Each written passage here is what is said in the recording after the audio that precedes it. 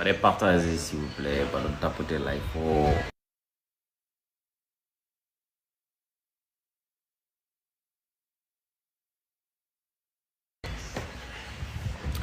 Allez, tapoter, ballon partager live oh. Notre invité aujourd'hui c'est Code Sall. Hande mo hay goto ta présenté e renno mo kesi mom kadi kiɓɓi mom haalede woni Code Sall. Code Sall noon so ɗon gon code no yooɗi quoi code nde o bogos code nde ko kalis woni ko ala tan kono so kalis woodi tan eɗen gandi fa tabarakallah machallah. Donc bandiraɓe mbaɗa républier live o s'il vous plaît mbaɗon partager parce que on wiɓe hande live o cartonta hono cartonirta e live aji men ɓennuɗi ni kono mbimi wonde ko wona gonga. Donc inchallah bientôt Code Sall va venir ici, on va poser des questions. D'ailleurs que hande ganda ton Code holɗo ummi ha yettiɗo e hono yettiri ɗo. Voilà, oɗon gandi ko ɗo woni Carrefour gueɗe ɗe fof ko ɗo laaɓata. Mbaɗe républier live o s'il vous plaît, mbaɗe républier mbaɗon partager, mbaɗe républier mbaɗon partager live o s'il vous plaît. Gore mon fof kala gonɗo yo wat partager 10 personnes mbaɗon tapoter ji ɗi yo ngare doole. Voilà, live on mbaɗande juttande feewi so heewi ko 1 heure de temps. Dans ce cas aussi yimɓe ɓe ko joom haajuji en kadi aussi janggo ko lundi ko jour ouvrable, donc goto fof ene yiiɗi ɗanade ha kemmila so fini dawa. C'est ça, mbaɗe tapoter mbaɗon partager live o maki adde tapoter s'il vous plaît, tapoter tac. Tapoter le live. Aujourd'hui mon invité c'est Code Sall. Min kala ne dokkumi on rendez-vous mo waɗa respecté rendez-vous mo dokkumi on o. Hande noon ko Sall ɓe hakkude Sall ɓe bawɓe hande ko ɓiyam mbaɗmi ɗo invité, hande ko ɓiyam mbaɗmi ɗo invité Code Sall.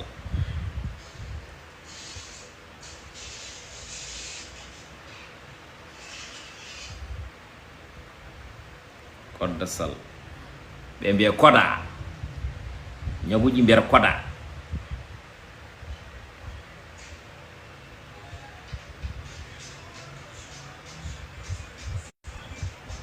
ñaguji mbiyata koda ɓe mbiya kodda ɓe mbiya koda.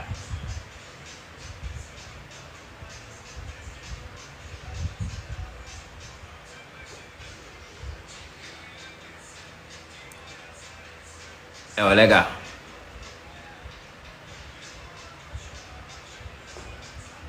Code Sall nafata Rabis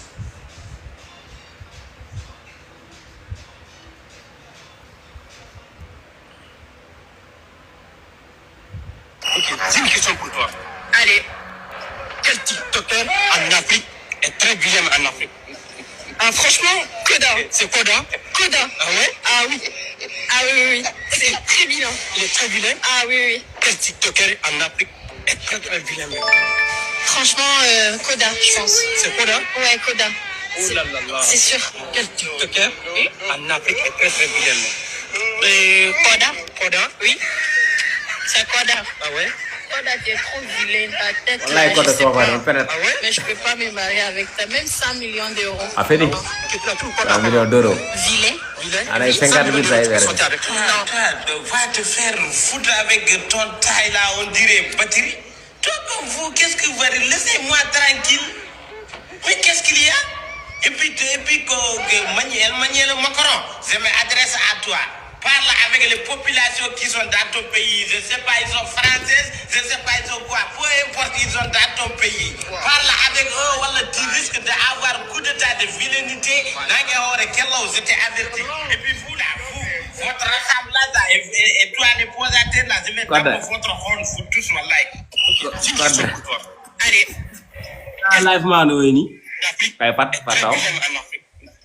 Franchement, que dalle. C'est quoi dalle? Ah ouais? Ah oui. ala on fole ko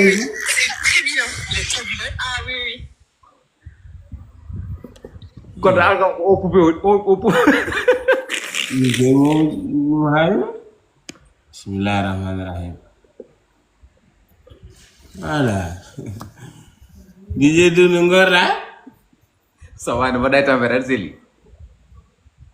Ça va, alhamdulillah. Bar. Ada dey. Masyaallah, alhamdulillah. Mais ko ardi fof salmil les amis et les ennemis.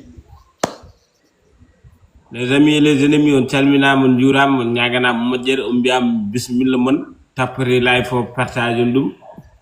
salmini debbe gorko suhe mawɗo nayeje e cuhlel ono fof calminama njurama Allah waɗan min jaam voilà tappete lay fo partage ɗum Voilà, yo bat tapote para partager live o plus vite possible parce que ha keɓen hay sino kam 2 cas walla 1 cas waji ɓe mbawa fuɗɗade yewtere nde quoi. Voilà. Les amis et les ennemis, tapez l'iPhone, n'ayons barrage. Tapez l'iPhone, partagez nous. Et on va pouvoir commencer parce que nous avons des gros jours. Nous avons un fou d'ad là-haut, gagner là-haut. Voilà.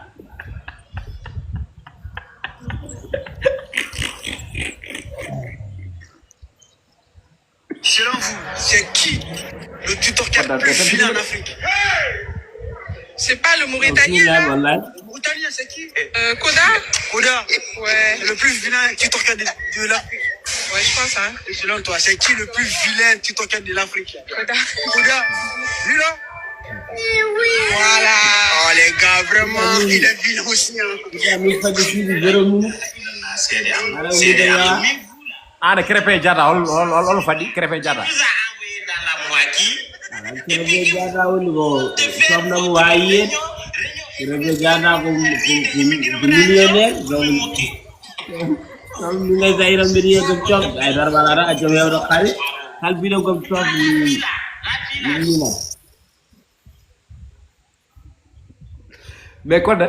ada ndar ko ɓuri waddema comique ngaji ɓe pama mais an sa mosinen ko comédie win sa mosinen ma janeɗo quoi mosoli ma holto guiɗɗa ɗi mosoli holmo donɗa ɗum koye maire walla koye pawa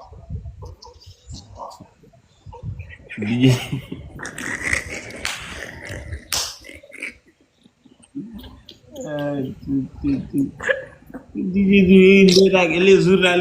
journaliste uji France yetta ɗum ɗo an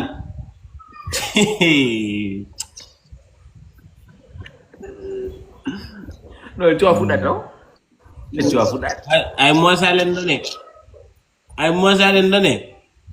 ino roneke ala ko roneke darkine rone en mosali ɗon ɗone mosala wende ko renani barki yalla sa musi mi ronkat jaggude hooram quoi sa musi tan min fof ma jare ɗigo mosali unique mosala min ça m'appartient. D'accord, baji be bari tapoter s'il vous plaît, tapotage on manki on ko code wondo, c'est l'espace tapoter live. On ko code wondo. Partage. Assalamu alaikum. On ko code wondo. De kefna ga fat. On keftina di code ko wona weekend gonden be code koy weekend gonden be jango ko lundi be ko code wondo bari partage live weekend on. Weekend on Africa la weekend, Afrique ñen fo weekend. Weekend ay. Weekend. On est Afrique ñon weekend. Afrique chaque jour ko weekend. Ba déjà dawi aray mbata. Ay garage ay ñalu garage ay dara hay. Ɗum ko murtani kaldan ko ɗum ko murtani Afrique fof Afrique so on gonno ɗo a yira yimɓe ne mbarto e ladde yimɓe en jaran ɗumen hunde fof men jalta ɗo hay nder laade ɗo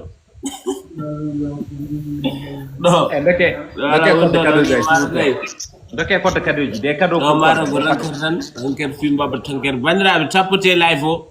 kamɓe de pelel mabɓe ɗiɓe cigarta nafata tan ko ɗum noon tappote live o bandiraɓe tappote live o ko dane ya geddude peɗeli hoɗi ko nafata goɗɗum maximum de la tapotage de tapotement s'il vous plaît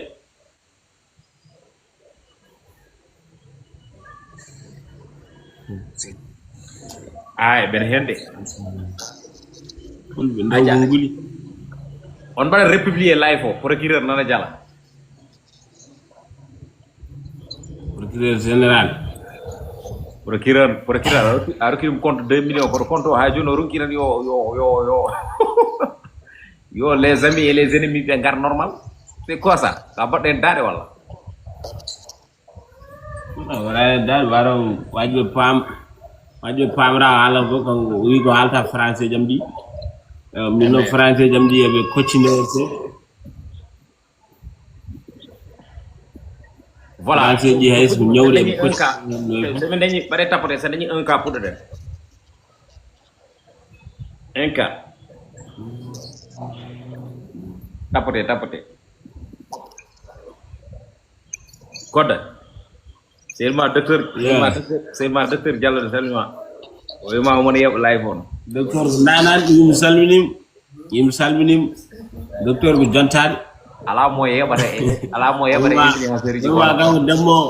demo so wirtimo yaay bo rew sere dum bi so gaw jogore yewde rew wirtade yaay bo ay sore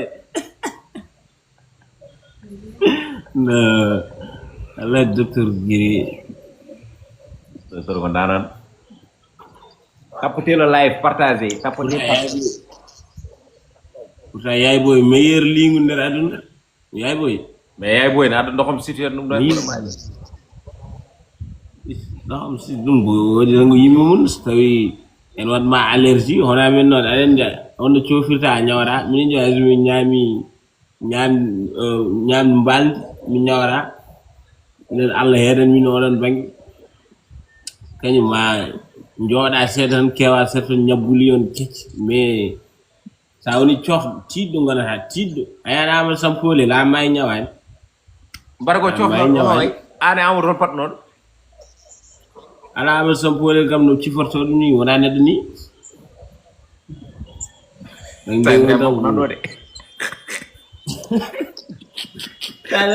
Tanya mo ni hedi ngoni do tusa wi kany mo ngono kam tani gujju wono ama sampole le wibi ra ngono gasi rien spécial ngona serna bi wala le ñun gujjan nayran gasi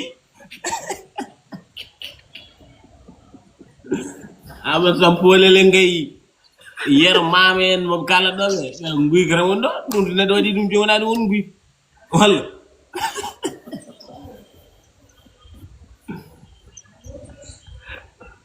gogo non hari gogo de yo kawray ne don kawray ne don piawdum kefta kal dum jadu won agression kawray ne dum bara dum kefta kay mum wala dum won agression aw e dron dengo naybe agressor jonno go yimbe agressor xaalis telfuna janan so dum kay bandi ju wambe do heptop telfonaaji me kany men ne kay pour wer ama sampole len yera mamen biyo jamre warde ne def kay mu jamra pourtant kala won nande gogo non ko dum tan wodni maro kay eren jodi mbi jamre dum jamragal jam ngel toñang balen kuru zaane ndergal mun jogi neymu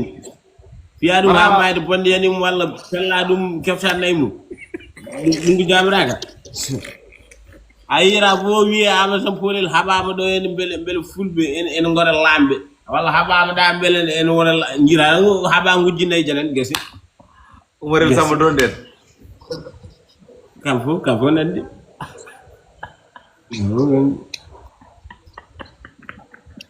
en den maro police alaran be six so police wonno am ngora bol be nange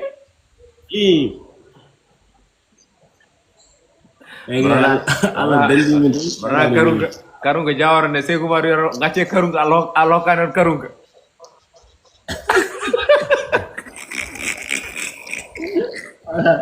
kamber molel le rasul ko mar sa par karunga ne jag mo be ren alokanon karunga ne jag mo be ren fiya me pay fam ko pe karunga mi mere do ne sa to ko kon sew mar ngono mo hota karunga wara yim rewi Allah kay me karunga mo hora Allah ko me karunga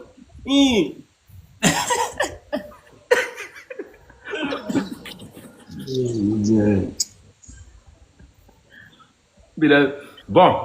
c'est ça le tap sur live voilà merci beaucoup les gars vraiment ko dum woni kodda parce que ko neddo baddo naturel te kadi aussi so haali tan andal wonda tigi ga joni comédie makko wona comédie forçado te ko woni ngam dawo wala série bade partager wala bada série ser quoi bon min beltima ko ardi fof nana sabu mi waɗa live ke live DJ du gon voilà bandiraɓe ko ardi fof oɗo koddo mo jiɗono ko dandam sabu ɗum ko calsalo min komi maabo eɗen gandi hakkude mawɓe e salsolɓe ko jomum woni ɗon par ce que goto men fof ene wawi wiide neɗɗo ko wela mais kuddi ala hen sa huuɗi tan jaggat kadi ko neɗɗo mo ganduɗa gila gandumomi fewde joni ko yeeso woto gandirmomi o fijat omo jala il est naturellement comme ça parce que mi andimo hande gila hewɓe gandamo somi wela mi wiya on jii vidéo ji ɗi min mbaɗatno emin toñodira o waɗa vidéo mi waɗa vidéo o waɗa vidéo ha hande yettimo ɗo henna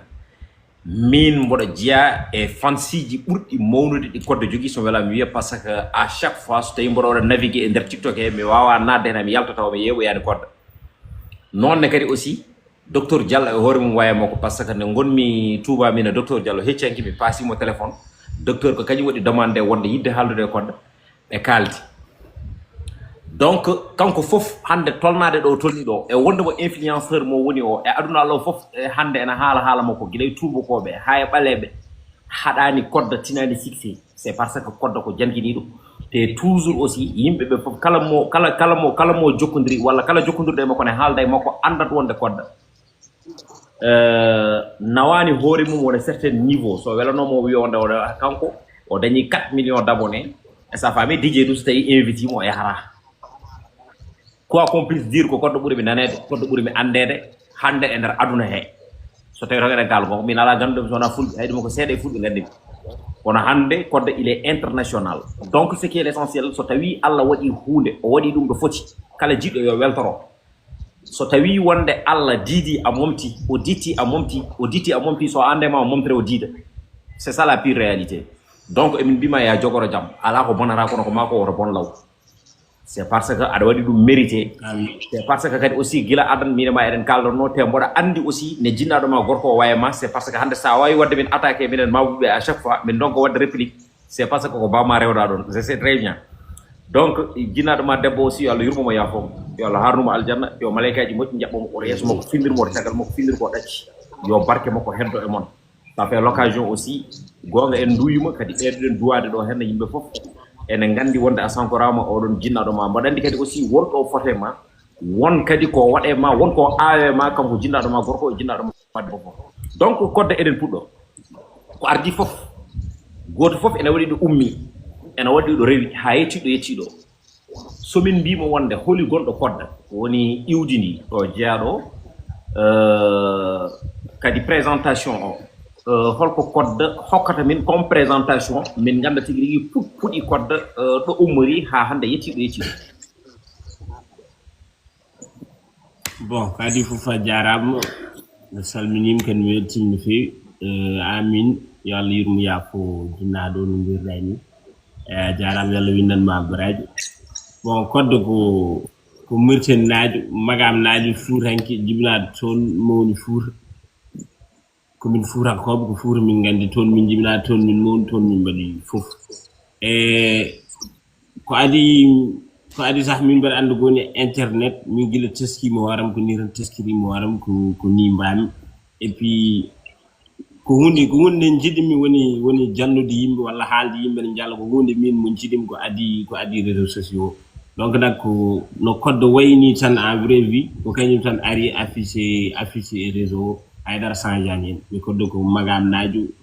Mauritanie naajo pullo et voilà d'accord bandiraɓe kodda ko magama naajo te ko Mauritanie naajo pullo mais haade men nadde e réseaux sociaux o alay saago aussi neɗɗo fof ene jogui jaar ko yimɓeɓe mbiyata ko ene jogui ɗo rewi kodda ka neɗɗo jalniɗo e ka neɗɗo toñowo à chaque fois beele e toña gueɗi ɗo toñata nde haade ma nadde e nder réseaux sociaux o des fois a toñata jafoɗa jooɗo noon jonde wotere voilà mi jeera haalanno beele e toñangueji ɗi toñatade ko adi annade nder jaɓa réseaux sociaux par ce que wondema Fouta a woni toñowo tan sa renaki aɗa wawi hawde suga pimma ha cekkenoma e nder nde ɗon toñangue beele kowde meeɗa poñede hen walla meeɗa tiyede hen walla meeɗa kalmisede hen et ainsi de suite par ce que an hande sa darima ɗo toñe neɗɗo so tawi wi wonde ne wadde ma toñangue so ɓoy seeɗa aussi mettinde ne wawi jolde hen hono ɗum wayi mbaɗen kam wona kaɓeteɗo par ce que wona joom doole DJ ɗum min kom kaɓernoɗo wona jom dole me gam jiddu bone e kadi min mi wowi affaire ji toñodirde ko way comme dendiragal parce que minen magam so min kodi do min koddi gay mabu presque gallamen way comme galle goto ni sa wiya ko do galle karen pour ma ko galle goto donc kala subak sa fini gidoda nande ko yimbe ne jenondire en toñodire et tout e dum don presque ko hen jibinami ko en dow mun jibinami dum wadi min ko wene dum wadi hay so mon neddo mo wona dendam so toñi gam min to nyamdo am metti no webara arway ton jimi no jidirda photo mi mettinani parce que déjà mi wowi dum e kay mum jibinani ke dow mum jibinani ko buri ko non ko way comme no haren wala goy non dum kam mbano mi comme no umro saw dondo ni ñen fo neram go wullira ko de habam do ko de fiam ro li hore ga me dum do fo ko cukago ran wonno mo nay non malak kan ko Chicago de mo itat joni anken dine on ko min telia e gonare ni non min gile mi soa wattude hakkille min teskri mo wara dango mi jodo tan be haala yimbe ni jala mawlir mi non et tout wodi affaire ko naturel yam parfois ça hay so mi yidi fottude wonde série mi ronkat parce que bo wi hay so min jodi min jawt min mi wawa jodat 1 minute to mbir wonde série mbir haala mbir wonde série il faut que mi nane hen jalni parce que min horam ene saframi parfois ay so mbiri sum jodi mi haabi jidam ko jodade mi tonjire yimbe min kala jalni min jala parce que dum min horam dum ne saframi ay so wona yimbe yebobbe voilà dum wonde naturel yam nice won yobe wonde code jangi école won yobe code jangane école parce que à travers et français du code wadata créer ene haladi sa nani mo no wonde ta argumenter ni tan andal wonde code jangi école hebro non ko won faybe wonde bele jangande yetti mon certain niveau wala ala jangande yetta ko certain niveau so en gatti e bande yem e do bangi jangde do code hono jangande yaay code jangi école jangani école parce que no birdani jangi école mais jangde yottaaki on certain niveau qui ko fijirde tan wonna amen okude jangde mi jangi ha deuxième année collège ko don go premier école ngopum école ko 2017 2018 nen ngopum école dinde non mi narani école e français non mo kala mi dodi pour ne wadi hen ni certes ne wadi hen ko beydami bede do bonni dum mais presque naturellement ko non woni no kaldami en plus sam dérange ta kam so be haldir non parce que non woni no mbawirmi e yimbe yebo be ne pamo e ben ciala ko dum non woni fandare ni hay so mbere wawno français ni ha odo niveau ande so imba jubbol so lamminima a teddina wujje hen nebam so tawi ko non wonde kaldam yimbe jala donc mis préfère haldude non a hande Allah itmin do fof d'accord bandirabe code wi ha deuxième année collège ça veut dire que code jangi école kadi aussi code ko phénomène au vrai sens du mot c'est un kala parce que code ko phénomène tagi mi wido wonde code ko phénomène wawi wadde utiliser langage moko mo wadata à travers aussi odo français mo halata hay sinno wonde neddo nan ha pular wala nan ha demgal gongal sa nani ma femme exactement ko code yidi wadde argumenter ko wolu dum aussi c'est pas donné à tout le monde code est ce que way attendre min séda concernant aussi côté en bida nadde et vie privée ma haburta kono est ce que way attendre min hol hitande nadda e des réseaux sociaux kadi aussi hol ko nanuma e des réseaux sociaux parce que god fof ene nanodum e des réseaux sociaux wiide wonde peut être mo jigi portable do e nando hen whatsapp ni nata et sa famille mo yeba hen vidéo ji be nanodum en wonde ko yidde wonde créer des contenus et ainsi de suite mais code au début na natata e des réseaux sociaux ni est ce que de filmno ade mijuno hande code ma won phénomène mo ganda ma kalatedo e der windere de fof kadi holno ko nanu way bon ganyum pamirta min garage amen so min jodi comme no mbirmam ni tan so min jodi mo liggi ala min bada atay e min kala go ne haala jalni ko yimbe jala e ha yimbe ga sax mo jeyaage garage o parfois ngara tan jodare kedo e min jawten jala e go nder hen am panti joni yimbe mo liggi tombe ni be kam koddo wat fere guddira TikTok minden mi alan TikTok ko Facebook tan jogim parce que mi anda rago woni huccide caméra ara hala tudum sanko jodade tiagal écran mbere winde hay nder Facebook mi aldaran ko woni fayidi ko jalni ko tan bada noto ne min kala eder dum non nyene fofu be biya kam koddo wat fere guddira TikTok bi min nak mi ramu dita TikTok mais kam ko mami arasiro horam so udditi TikTok on ko dañen ak TikTok on wawi ko boni fof jaggande heedande hoore mun e crédit o mi ƴettata min crédit yam mbeɗa waɗa ɗum e nder TikTok mo gandanɗa hoore ma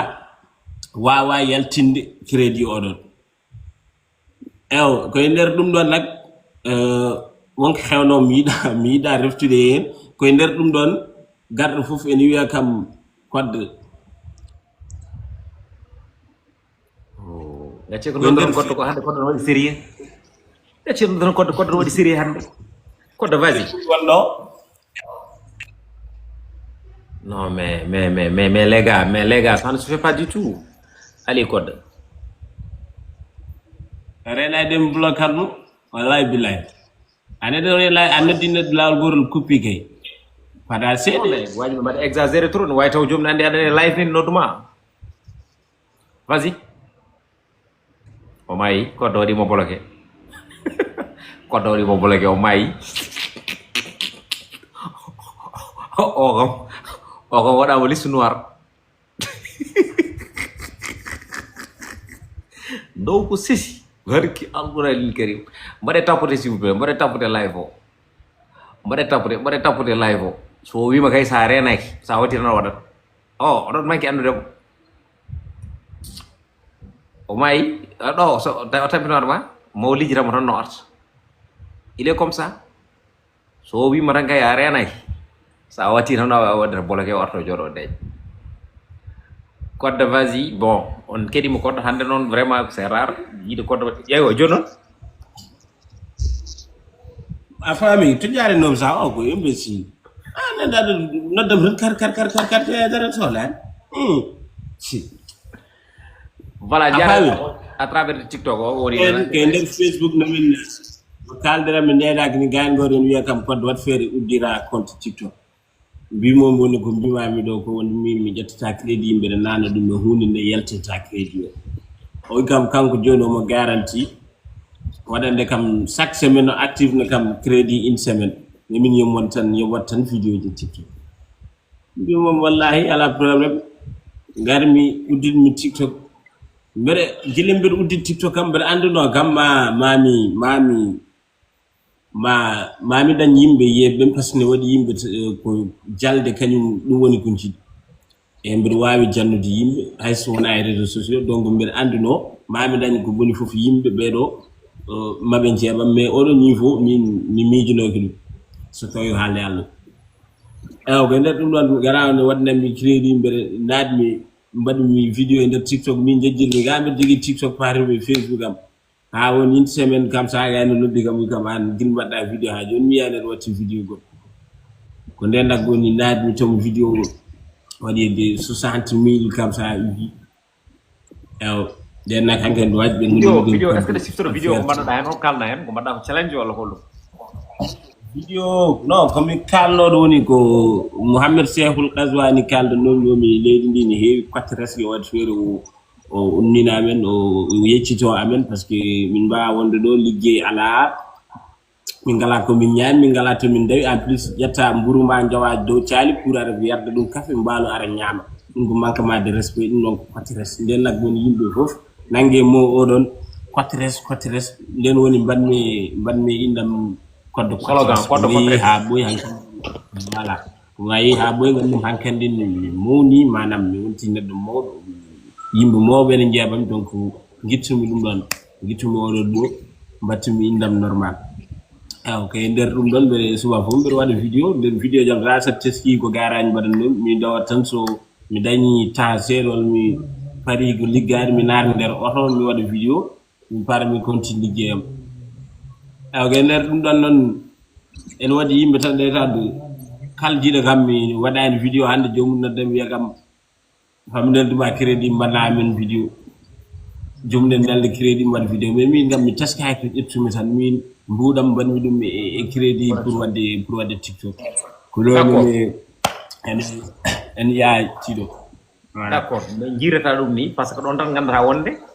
damal ɓamtare nana ara c'est parce que neɗɗo naata e nder TikTok yimɓeɓe jogo envie aussi heɗade mo yebde vidéo ji makko jarano ɗumen ittude kaalisaji mumen wiide wonde nda sort crédit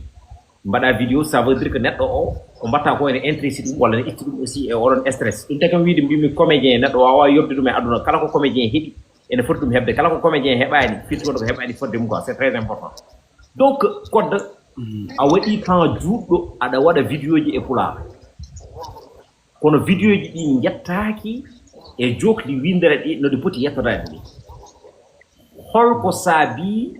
walla holko deeyi Codé e nder nofru mum haalade ɗum wi wonde change slogan mbatta haalde hay sino koye français ji ma ñawɗi ɗi à travers e comédie ma o e oɗon français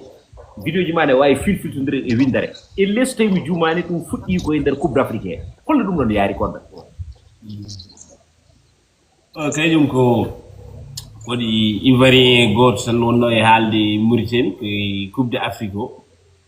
eyo omo haale Mauritanie o wiya minen wonde min ganda bal min gandi ko atay eyo min nak sa memi Mauritanie tan mi jogoto envie jaabade ɗum waɗi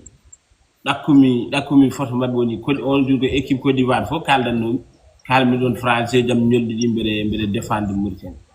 vidéo somi yejjitani ko nder 15 minutes vidéo waɗi plus de 100 000 vues eyo koye nder oɗon vidéo noon wimi pourquoi pas mi pular kam min mbawa woppude ɗum par ce que fulɓe min koddi somin ñaama ko pular min kalata somin jaaha ko pular min kalata kala somin jooɗi pular min kalata mais e nder réseau o min essaye haalde français ji amen ñolɗi ɗi comme ko fulɓe kam ko hayso wona fof feccere hen français am o mettani nande kam fof ɓe nana e heddiɓe kadi mo ganduɗa gona fulɓe mbawa hoccude hen seeɗa eyo noon maafe ma to leppi fof ko ron jimi ko toon ɓuuri ay hedde fulɓe ga ne waɗanno gartam mais gartam no ga waɗat ɗam wona gotum aɗa andi wuro kaari en e leydi kaari en jiiɗa ko ganduɗa hoore ma ko aduna fof ne wawi ɗum nande e ko ganduɗa hoore ma ko fulɓe tan mbawi ɗum nande wona gotum e ɗum kadi wona min tan mbiɗa wuro kaari en e leydi kaari en jiiɗa quoi wona gotum ani wuro kaari sa renndi wuro kaari en firti ko wona leydi ndi fof mais sa wi leydi tan firti ko ala wuro kaari en ko leydi ndi fof e hoore mum donc nag min pourquoi pas mi watta haalde français jam ñolɗi ɗiɗo ko yimɓe jiɗi ɗum e ko ɗon nag fuɗɗiri ha battimi wadde live uji mbeɗa ɗetta e rewɓe ivoirieji guinéeji e tout eyi ko nder hen noon waɗani lewru walla balɗe nogas joguinomi ko 200 000 abonné oɗon hen sa walla 180 et quelque e nder avant ni yetto lewru ko battimi ko haalde français ji taw déjà compte am yettima 1 million aɗen ɗum ɗon wona gotum par ce que avant mbeɗa haala français presque mi waɗi e TikTok hitande ko 200 000 abonné mi jogui e mbatta haalde français nder espace lewru daña 1 million pular ko ɗum min muyni ɗum min jibina mais quand même ɗum ɗo ko langue pour liggorgal min liggiron ɗum pular so min jooɗi gallamen min kaal kadi ha joni min goppani pular ta fo min kaal vidéo pular mbeɗa yinoon yimɓe a heew en binde commentaire ji mbi wonde Codé joni a woppi pular a natti haalde pular a waɗini a wattini min wawa woppude pular parce que ko jibinɗa ɗum muynoɗa ɗum ganduɗa yimma ko pullo bamma ko pullo famille mo fof ko fulɓe a wawa woppude ɗum mais TikTok wona aduna TikTok wona gurdamam mino min ko mbaɗami ko e nder gongre gonge gurdamam mi ñagaki Allah gandon ɗum onon ko mbatton ko on ñagaki Allah mi anda ɗum donc nag min somi joddima e yimɓe gallamen e son potte yam kon fulɓe sa haalde am français mi jabaral par ce que mi wawa ew kalten ko pular mais e nder ko gandanɗa hoore ma ko ɗum woni ko liggortomi ƴewam tan to ɓuuri wawde yaarude to mi yaara toon sa ari wuura tawi yimɓe fof ne gooni hay sino ka portinoɗo on pour mbawa ɓoydude mabɓe non il est voilà ko ɗum ɗon waɗi noon il est très message uji mo jiyami parfois ji commentaire jam ko ɗum ɗon ko ɓeɗon yimɓe jiɗimi haaldude kaɗo haala min mi wawa kude pular hay somi yiiɗi kadi ha joni mbeɗa waɗa saha fof mbeɗa waɗa vidéo ji pular en plus wiyoɓe noon feccere paama seeɓe ko kaɗa ko min français am kodda jafoɗa nana wi wonde so tawi jumbol lamminima kala ne piƴƴa wuuƴi hen neɓam c'est ça la pure réalité c'est parce que kodda en gaynani koɓe jogoɗo pose ma question aji goɗɗi concernant aussi influence e côté pular kono so tawi eɗen kaala gonga hay tappote yimɓeɓe ne ngama wadde ɗum ko ma ndewa e yimɓeɓe aɗa ñaago yo mbaɗen e tappote aɗa yiya neɗɗo ne yeepma taw ko haasida ma il faut qu'on se la vérité aussi yiɗanama yeeɓoɓe maɓe te aussi ɗum ɗo ko éphémère tan par ce que koko gasara haalaɓe car donc kodde influence wonde influenceur ko golle fof noon ɗe mbaɗata sa yiyani hen hoore ma tan oppat mais an noon bon qui est intelligent jafoɗa machallah qui est intelligent ɗum taginen ɗum tagma wadde utilisé wonde a oppani pular o aɗa waɗa masala ha nde wonde tigui rigui ha joni oyto langa ko gollorgal c'est très important parce que ɗum ɗo aussi ko joom hakkille wawata andude ɗum wawa wadde noon argumenté kono so tawi eɗen kalda gonga wonti wonde eɗen kalda gonga o woni ɗo kodde so tawi koye pular o ɓolo keddinonoɗa tawra ko ha hande a timminani 1 million ɗam wona mais aɗa andi enen ko woni probléme o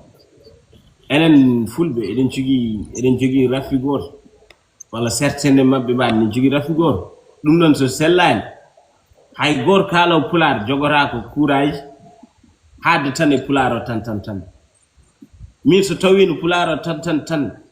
ne addanami ko ciɗimi ko walla mi addanami ko ganduɗa min mbeɗa andi vraiment neɗɗo kala ko mbatta aɗa andi ko mbatta ko kala ko mbaɗɗa aɗa andi ko mérite ruttede e so ruttaka ɗum tan an a amat e sa yi noon an ñande foof mbiɗa defa maafe ɗiƴeɗune ñaama meeɗa waɗandemi récompense goto gandinowo kam wonde min ko mbaɗami ko ne weeli janggo mi waɗi maaro oɗo o pane ñaami wi kam vraiment maama ne weeli waɗini kam récompense mo ganduɗa hoore ma je m'attendais pas mine maafe ko lahara pourquoi mbiɗa defa maafe mbiɗa defan DJ Du kadi eɗen jogui ndo goto rafi goto woni min mbiɗa wawi wirtade ɗo vidéo DJ Du mi yeeɓa mi jalla ha mi tampa hay mino zem mbiɗa ama ɗum wadde et puis mbattinɗaga ko ƴettade jomum ɓenna alors que an zem oɗon mo mbaɗantama walla abonné aydara bonnantama neɗɗo yaha abonné yo e neɗɗo mo ganduɗa hoore mo anda ɗum sa ɓurini mo ara abonné ma c'est vrai effectivement en waɗi wonen yimɓe nak yimɓe gona gotum waɗi wonen yimɓe ɓe ɗon ɓe ngala e ɗum ɗon keɓe ganduma ou pas sa waɗi hunde mo ganduɗa hoore ma ɗum ɗo ene weliɓe ɓe cohlani andude an ka holon jomunen abonné ma directement a faami ko ɗum ɗon noon waɗi ay réseaux sociaux ko liggorgal certes ko fijirde mais nder fijirde nde goto foof ne yiɗi dañde hen hunde c'est vrai ɗo kala jooɗiɗe réseaux sociaux wima mi yiɗa addani kadi dañde hunde walla hayso addanomo wonto keɓra wona nokku merci beaucoup procureur merci mo yeeso ndamde a faami wonto keɓra wona nokku a wattat ɗum liggorgal procureur a faami forcément a wattat ɗum liggorgal pour mbawa dañde hen hunde hayso tawi nafanimo nafa hoore mum min mi ñaagaki Allah nafde tiktok jimmi nafami walla nafa hoore mum kañum mais minen min mbawa woppude pular par ce que min komin fulɓe hande somi kuppiɗo live o sa tawi kam a tawra kam mbiɗa haala français sa fo teme bedda a salmini kam mi jabraka e français mais somi huɓɓi live o mo ganduɗa hoorema min somi waɗin live mbiɗa haala pular tan ko 700 600 personnes jeeɓat kam e so 10 000 personnes darima ne yeeɓami mbiɗa haala langue mo ganduɗa hoorema ko 600 personnes nanat ɗum ɗon kadi ko injuste hay ɗo tan won wiyoɓe guillani haal français ko injuste c'est vrai merci beaucoup Codé merci beaucoup aussi procureur hande so tawi wonde eɗen mbiya wonde tigui rigui merci beaucoup pour les lions so tawi anga danan so tawi non procureur ko danan te procureur laɓiri wona haaside c'est ça la pure réalité kalden gonga procureur wona haaside ko gonga aɗa andi neɗɗo aɗa rokka ɗum teddugal wasa yobdema teddugal mais procureur wona haaside so tawi ko gonga kalden par ce que ko neɗɗo moƴƴo procureur DJ Du procureur kañum iɗi waɗande kam mino teddugal a yi tiktok o mi andodiri yimɓe yewɓe mais so yi mi ƴetti ko ganduɗa hoorema compte am baɗɗo 2 millions abonné mi tottima ɗum par ce que kanko ligguiɗo walla liggi ko ɓuuri ɗum ni Brano acci don kontam brano yaade mi kam jeeyo kontam wal gam yaami kam goddum e goddum mais ay tan jarani ga bittudum mi totam mi ligor c'est parce que mi andi gam ko méritum après min kadi aussi ça tout ci mo ligor ma ko de servir rendo ngo quoi parce que mon joueur rôle bat importance ko c'est voilà d'accord Johnson Paris eden jokko procureur merci beaucoup aussi merci encore ko madame d'accord parce que code so wadana mako rendo ngo fo wadana quoi bah c'est ça on ne jogi be cadeauji ben dokke cadeauji code c'est parce que o mo mérite dum mbodi yidi avant ko mo yaha taw dañi hay sino ko 200.000 cas pourquoi pas ne way wonte sewel melama no bayru wadde bon so tay dum benni aussi en gatta c'est de code hande fa tabarakallah machallah yimbe hewbe wiete be wonde ko influenceur uji wala wiete wonde ko créateur uji de contenu ada jokkondire mem kono won yimbe wadbe yibbe jokkade mani ndañani damal ngam wawde jokkade ma e nder don tuma kono non illi wonde kodane fuddoro ni jusqu'à présent ko don ko diyira parce que heewi yimbe fuddotobe tan njiye njogo relation ngaji njogo publicité ji jaha ƴettoya appartement ji koɗa hen e sa famille jaha paggoyo sehilaɓe woɗɓe gadda takka ɗumen sara mumen e sa famille walla mbatta ɓornade costume aji en et ainsi de suite mais kodda no yireto no adan ni ko non woni no yirete jusqu'à présent won yoɓe wonde kodda ni waɗani bénéfice yu concernant aussi au côté million ngaji abonné ji ɗi o jogui ɗi donc kodda holko mbawata jaabade ɓeɗon yimɓe walla yimɓe wonde sikkoɓe wonde kodda ha joni koɗo wonno ɗo ko ɗon tan woni buusani quoi bon adi odo DJ do min abatu min naare men TikTok mi yettaaki tan mbaɗ mi vidéo ko ma parce que mi andano TikTok ko ma ƴewmi mbere ƴeew ñel fof nde pin fof mbere ƴeew vidéo ji yimɓe e mi yiyani hen neɗɗo gardu tan naturellement comme no gurduɗa e nder gurdam ma gongre gongo impose ɗa noon e nder TikTok aɗa wawi yide neɗɗo ene hoɗi e barak jarandum sen wada vidéo yaha dario damar galle janan pour wadde vidéo wallahi ewo sa ari non e laabi didi a tawi ngollo lawol yimbe fof nen podindiri hen yimbe fof nen podindiri hollidde ene jodi e hollidde ene jogi khalis ngollo lawol ko lawol naturel hay goto ala hen yimbe nan bittindira to sa yidi yawde yetta dewta ko lawol hay goto ala to ewo min non ko odon hakkille kanyum cigimte kanyum meden mi jogani min sa tawi mbere dañe 1 million par jour dum don ke nder gurdamam badam dum te wona e TikTok parce que TikTok wona gurdamam deja TikTok burayi ko liggeyam e liggey e gurdam wona gonto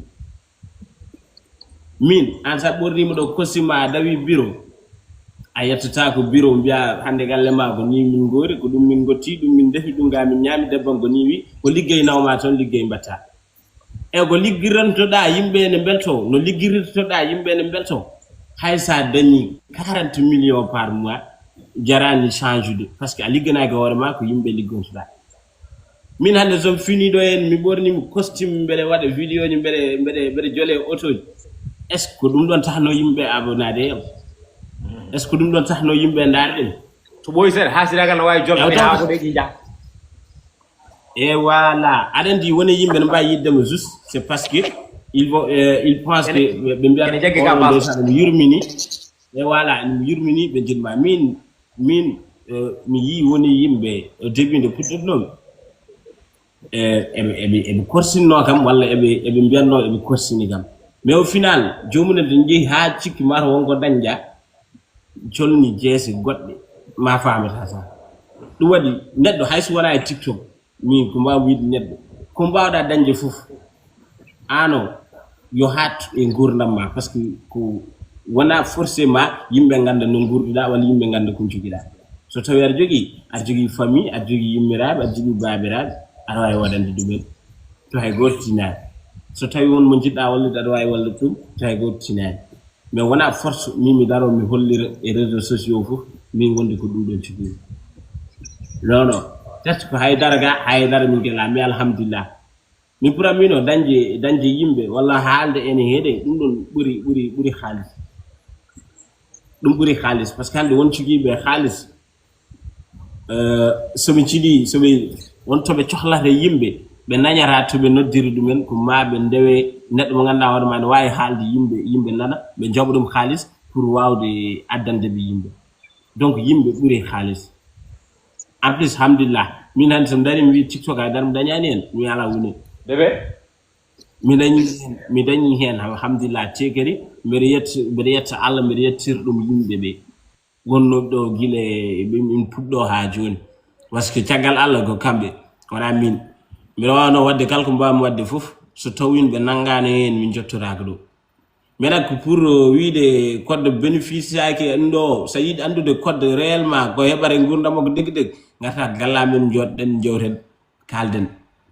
mais mi wonta e réseaux sociaux wala e TikTok be wiya ko dum dan dañami par jour wala dum dan dañam par mois dum ngay hay mule xamar wata dum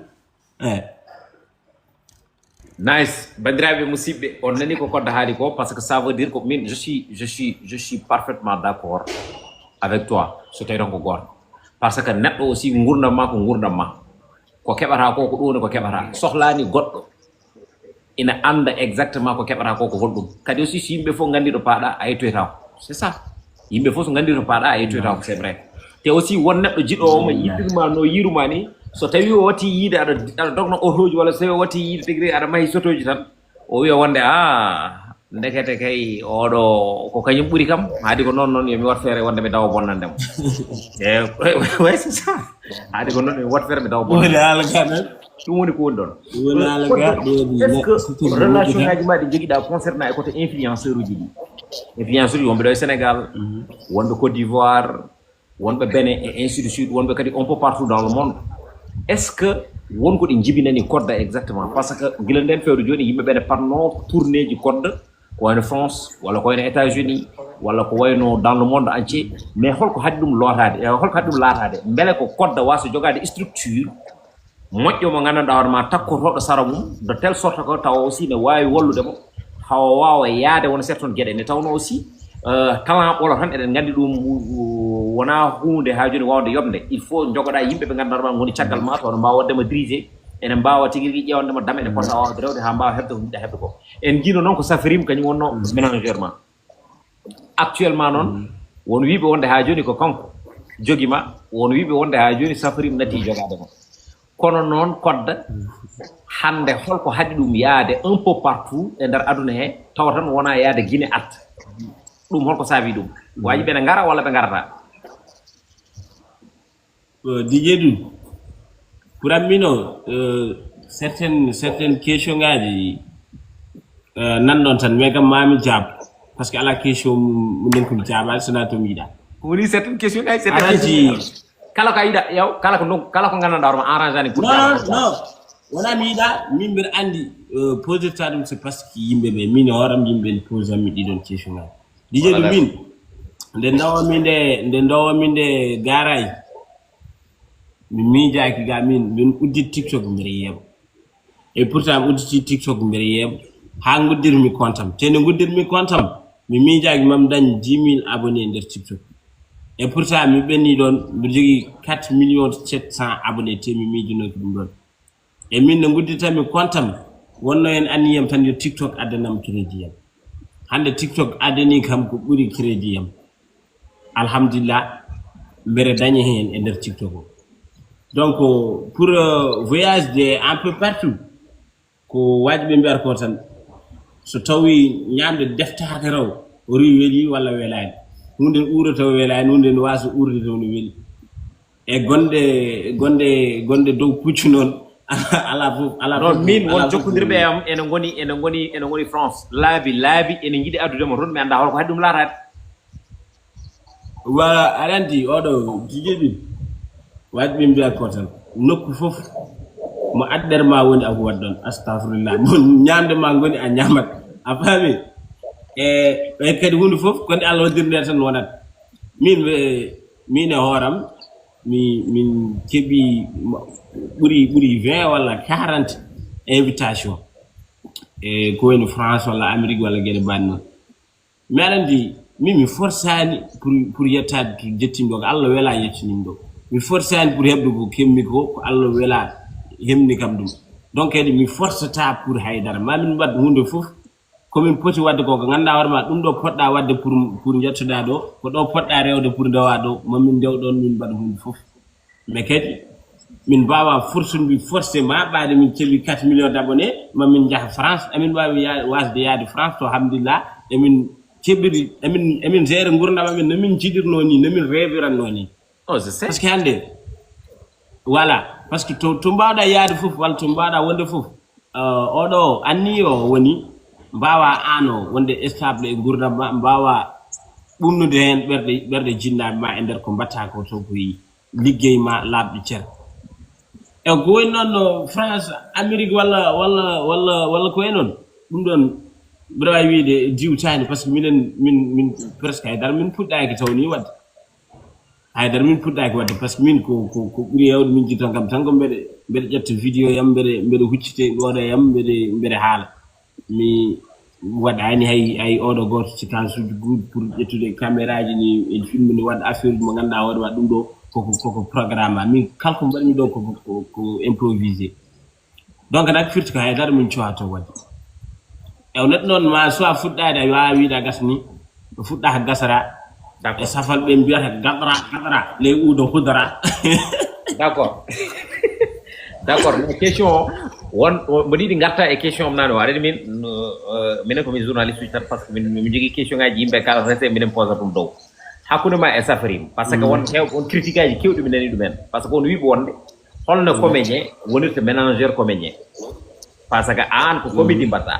oto ko comédie waɗata comédien wona ménageur comédien qu'est ce qui se passe par ce que ne wano ni enen gonirno ɗon ni ene tigui rigui aji ene jaadir ɗon ni en batten yiide ko kodda ene woni côté mum battuɗen yiide safa ene waɗa chronique aji mum ene woni sara mum qu'est ce qui se passe holko woni a yaha ha ɗo gandanɗa hoore ma mbiɗa non ɗiyen mine safarim min ko hunde gonɗa hakkude amen o ɓuuri tiidde e affaire ménagére o par ce que safarim mbeɗa wawi safarim ne jeeya e yimɓe mo ganduɗa waɗa ma nder artiste uji e comédie ji e waɗoɓe tiktok gonɓe nder mutseni ɓe fof on jeeya e yimɓe idiɓe rokkude kam junngo te min moƴƴere wotere mo mbaɗanɗa kam ha mi maayi mi jaggiratma ɗum ɗon donc safarim wona ménagére walla ɗum ɗo rendinno amen safarim mi rendini amen ko ɗum ɗon par ce que première fois min o caméra le huccite yam ko à cause de safarim wonno première fois min mbeɗa waɗa publicité ko à cause de safarim te nden min battani tan ligguiɗani min gandodirani no fewi mbeɗa jogui hedde 20 cas 15 cas hedde ɗon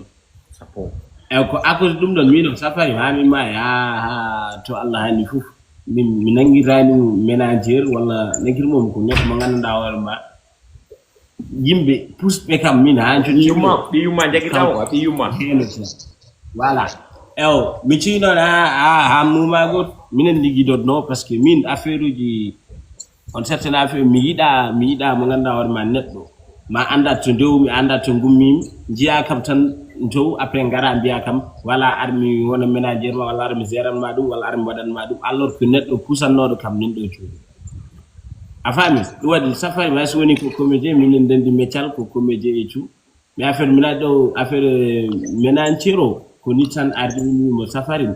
hettanam e oɗo kusi a wi ha moma noon kanko peut être omo jogui liggeyaji mo foti wadde omo jogui haajuji mo foti wadde en plus wonko gandanɗa hoore ma wawata yaadude par ce que parfois mi sohlarmo to kanko wonko foti wadde a faami walla sohlami to min wonko poti mi wadde goɗɗum donc nak wimi comme ko dani minen ɗiɗi ɓe fof ɓamdi décision o haydara min kaɓani min duggani min ƴeccidirani ha joni safari mi dara galle amin mbiɗa yaha galle mabɓe emin mbadda vidéo ji ha joni somi yiiɗi so yiiɗi mais ko nden nami ligguidorno ni tan juste arrêté c'est ɗum ko décision amin voilà tamon won natti rokkude on tan goto fof tamum natti rokkude ɗum tan après mbiɗon wonde haade voilà ko ɗum goto fof concentré e tamum tan kono hatta noon bon haydara la ko ɗum ɓe gandi kala ko rendi koko sertata quoi mais yo sertir no yoɗi rek ɗum won l' essentiel o ay min safarimo noon wi kam par ce que koko yoɗi tan woni hakkude mon bon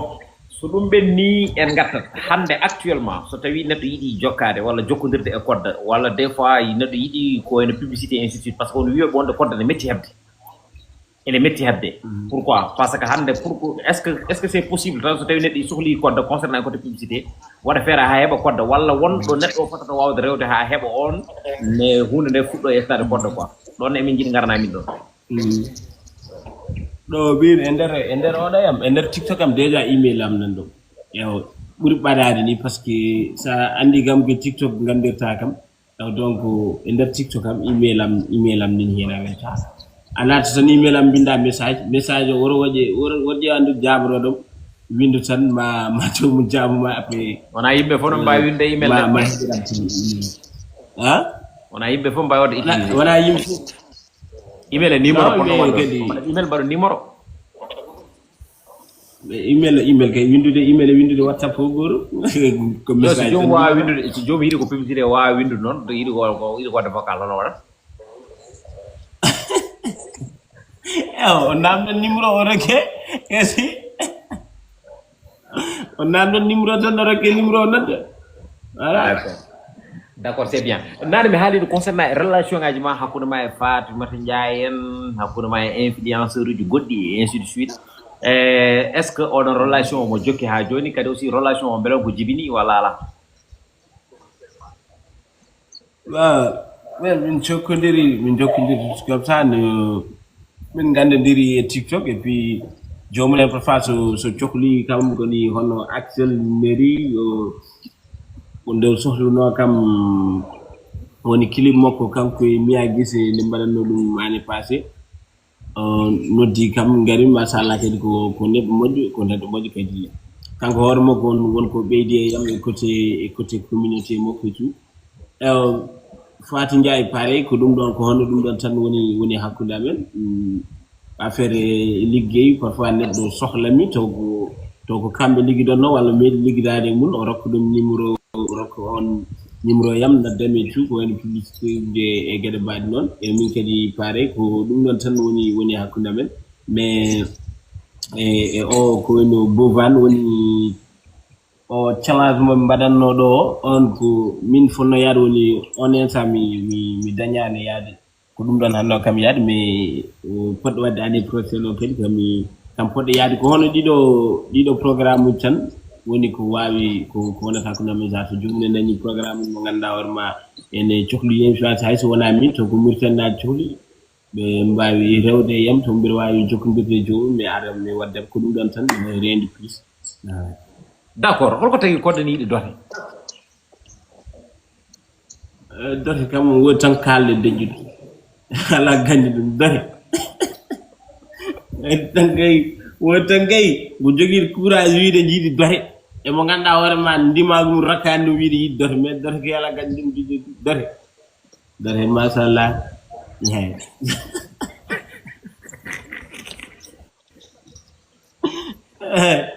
aga ɗum ala coon DJ du am boyan desɗade mais je suis très dangereux aɗa ko tagi min ɗon par ce que à chaque fois wora yiɗidema zone de confort ma mais nawruma aussi e zone de confort bagge goɗɗo ruttinma aussi e zone de confort ma dal so tawi mi posi mo oɗon question il faut mi artirma seeɗa concernant e côté comédie mo mbatta e nder life aji ma kodde life ma actuellement hay gooto gorko wawa nadde hen worɓe hewɓe mbatti ƴettude photoje rewɓe ene naata hen uniquement wonde yo ya wi ɗumen tan assalamu aleykum les amis et les ennemis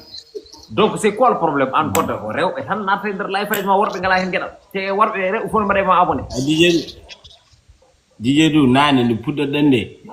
mbimami jubbol so lamminima teddin gujje hen nebam min ko life min e debbo ko ɗum ɗon yimɓe jiiɗi ko ɗum ɗon yimɓe cofteni yebde ew so ƴetti gorko min e ma enen ɗiɗo par exemple enen ɗiɗi joɗɗen wona série wona haydara feki ji comédie en cas gorko min kam gorko te jijjeedi holto meɗɗa yiide maaro en defire maaro defirtego ndiyam sa ƴetti maaro a wiyaɗa defir ɗum maaro ɓendata eyyi joni wonde donc maaro e ndiyam belɗi judde kay gasata e maayo a wawi wonde kala ko weeli kala liwgu so tawi ko safo belɗi juddi gasata e maayo noon mais min kañum min beddoto wonde amen tan komin jaggi fof min juuɗo min mbawa judde gonɗe e maayo ɗi fof mais komin jaggi ko kam min juɗat ɗum donc aɗa jagga hen so min jaggi min tawi ko gorko min jaggi ada jagga hen sahaaji ka wawa judde ada jagga hen sahaaji a ñamata hen sahaaji ha kara jogoɗa ka wawa judde jogoɗa ka wawa defde e nder ɗon tuma kono an ka hasida a totara defoɓe defa iya tawne nder live ma live saɗo aɗa e ganduɗen 3 walla 4 personnes nanno hay sino ko worɓe ɗiɗo kam wona hay sino ko 50 kono an ko hunde fof kala ko ari kan jeeƴi ene gasa jeeɗu an joni no mbaɗirta ɗon hande wona kay émission gonɗe noona eyyi pour ça way nan ɗo yimɓe tartanayi pour ga nandani non mais non hande ko interview ko addan goto kono an jiiɗa wiide ñande fof ko interview e wala e min noon min live fam min o ko interview min e debbo voilà c'est ça ko funi ɗum liggirto min gorko ne huma min wallahi gorko ne irte estomac yam mi wawa wallahi mi wawa gorko kay boni yoni ran worɓe gondum ɗo ɓe kodda voilà e projet ji ma dewgal nani hen wayi ana wawi resnah min son min wandaga an ƴew an on non jaaɗa ƴammiroyde ha bamum debbo yi ande vraiment ko ma bo wondo o rokka ɗum ɓiyum cottude ana min gari kam min jije ɗum mayan mi resta maɓe goto maiɗi hurtade magam jamma ari gorko mo wino foye mo jongiraɗo wi he ay mi nani magama naɓe ko cagaji men min caga yagal addani mi ɗo addimi ɗo ko fittude defde lawjude segi caga yagal ɓuuri hewde ko mbañi an ya hurtu mbiya mimre ina min kam mbi min e resde mabo c'est bon c'est an ka kurtini mbiya caga yagal addani mi Allah bonima fenat hol kurtiɓe moɗum ɗo e Dakar mi awon kurtiɓe an on a feno an kurtiɓe non mais andade ma kalam ko histoire mbiya kam ko kurtiɗe an kam maka e salamala joni ka kurtinore kay maɗa kay ka jaari yontere yummata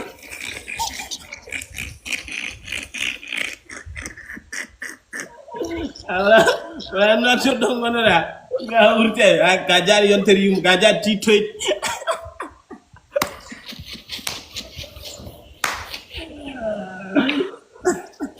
ka jaari titoyde koɓe jibide walla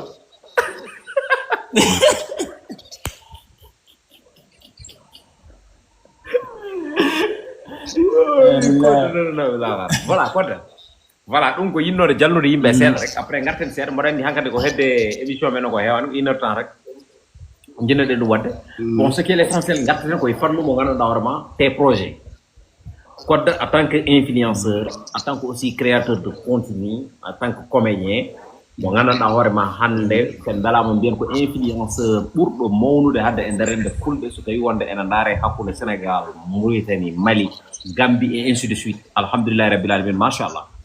kono kam e hooram donc kodda est ce que ene jogui projet ji ɗi gandanɗa hoorema ɗi fawi taw rendo fulfulde nde walla hay ko wona fulfulde ene wawa yiide hen hoore mum concernant e côté social wallude wona certaine yimɓe soit wallude daaraji walla wallude ɗum ɗo est ce que aɗa jogui ɗum te kadi est ce que kodda windi oɗon projet de telle sorte ko wawa ƴewoyde partenaire uji wawɓe tigui rigui ha joni duusorde ɗum e nder oɗon fannu donc so tawi aɗa jogui on projet holno projet o wayi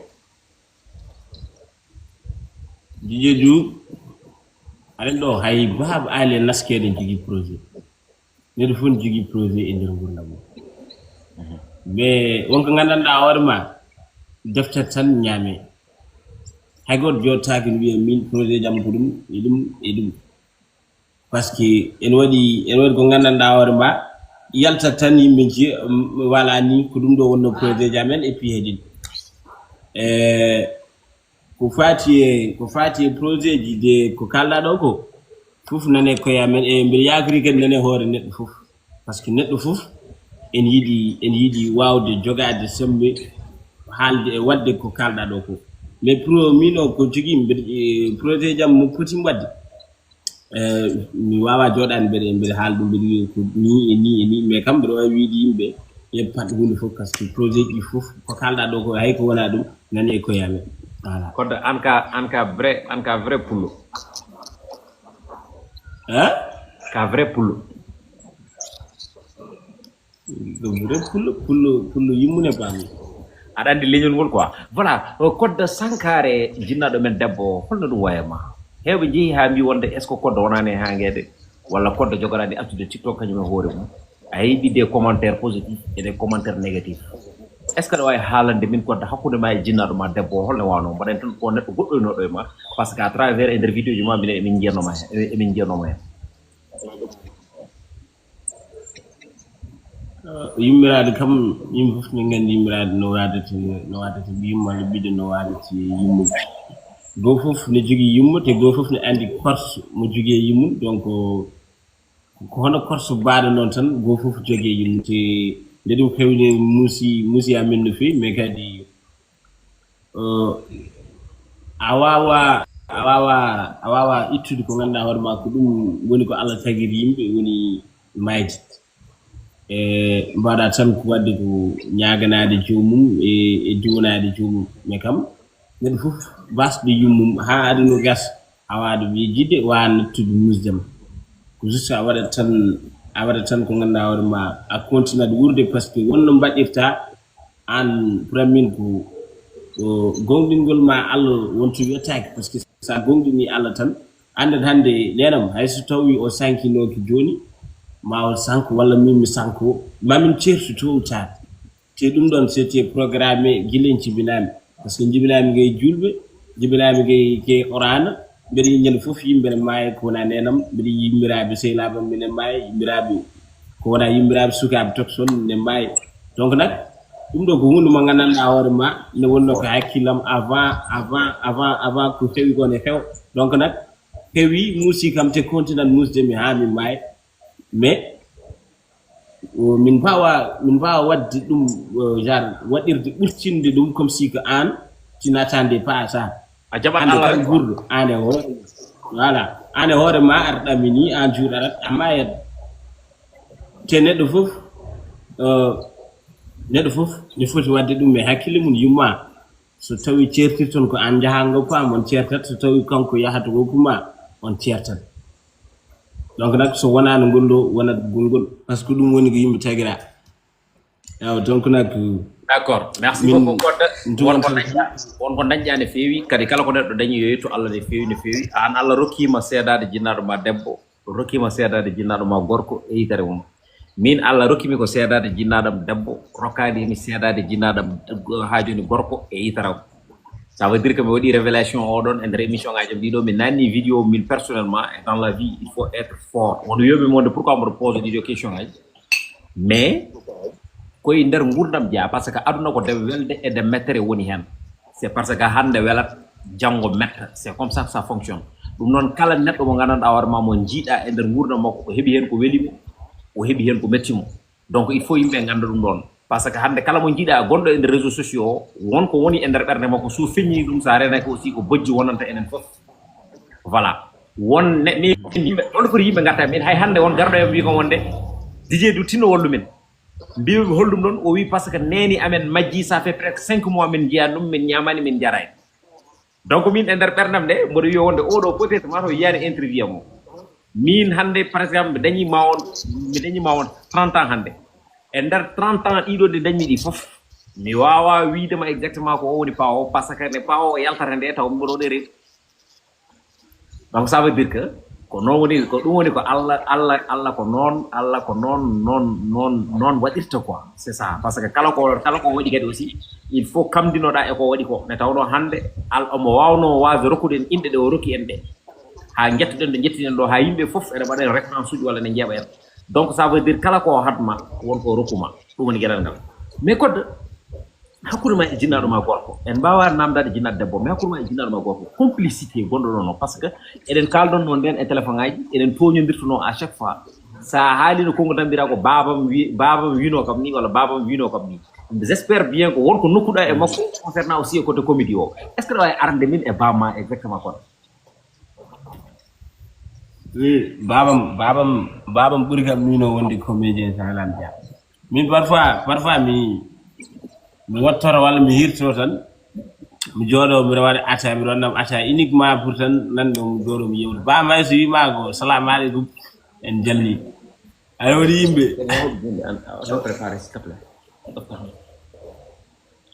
DJ do ami ngandi ga des do war sarmu min boy a ta préparer c'est bébé marine halde ma fam ya boy même la yi ada sarmu min do la yewale ken si vas-y non o princess o do sey na hala yimbe fo ndejat c'est ma princesse la princesse ma ano min le dame do ko saga ménage ano princesse bu princesse eyo princesse bano wo pay do ane mako fayam la so fayam dino hala jabra ko joni vas-y continue mais woni may bamma bam gani hay ko sawa wi ni jalni e min mi jodo tan uniquement pour redade tan no mal ngere jala e ko buri hewde min ala jam ke mokki ci dum te bam ko min complexe uji min gonno de yino na natumi wonde ton ketirmi ga min batti wayrondirde joni min kersondira seede par rapport nden men den kam min bano ko gijira mi di wadi ko heewi hala jam cewdi ke mokko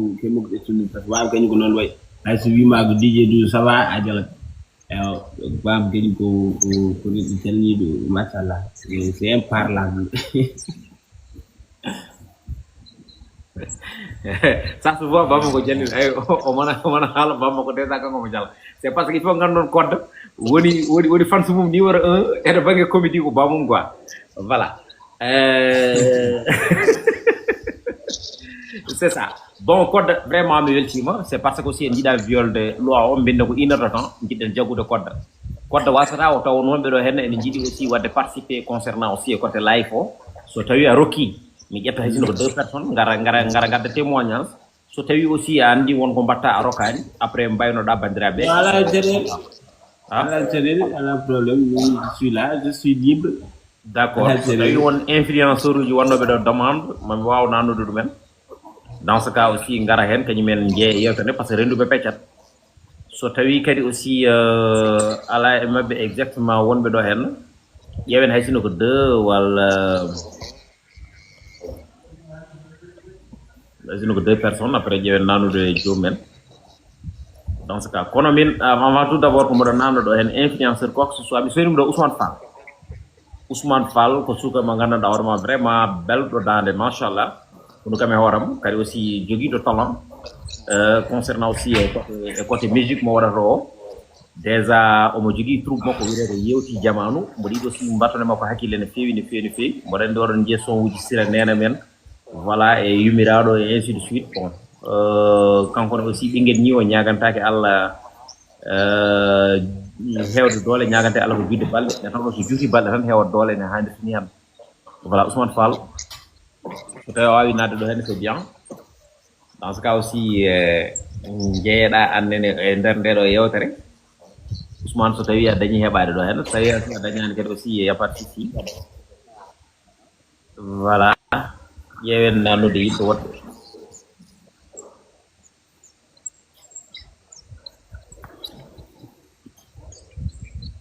ko demande men kewi de